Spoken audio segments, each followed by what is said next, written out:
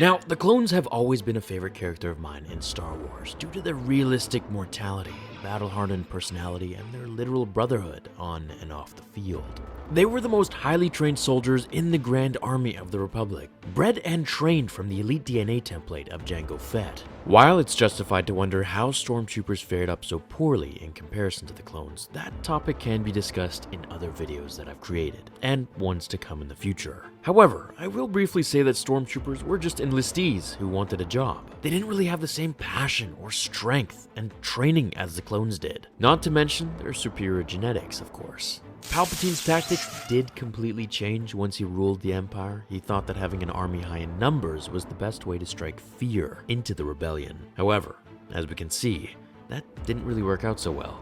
Plot armor aside, of course. With the Separatist army as huge as it was, the Republic needed a greater one to match, and what better than a bunch of Jango Fetts running around. You're mine. So in episode 2, when Obi-Wan goes to Kamino, he is actually told that 200,000 units have been created, with another million on the way.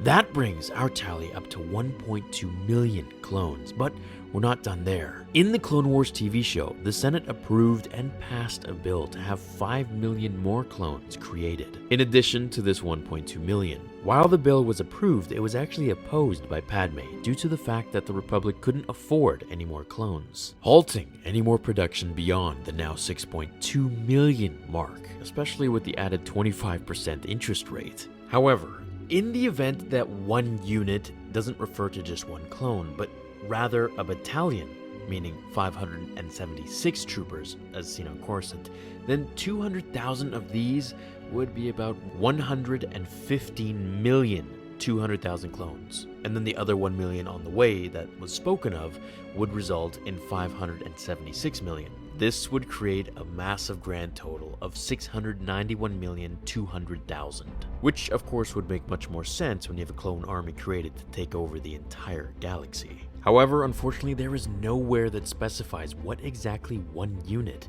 means. Is it just one clone, or that entire one battalion, which is 576? Now, in Legends, Palpatine did create about 1 billion new clones that matured in just 1 year's time, as opposed to the clones who had double the aging speed of a regular human. These clones were called Sparti clones. He used these clones to fill in the gap for the ones that were lost during the wars. While the clones were made in the low 6 millions, if we consider one unit to be one single clone, this number actually isn't that much if we think about it at all, when you consider that they were meant to wage war on the entire galaxy.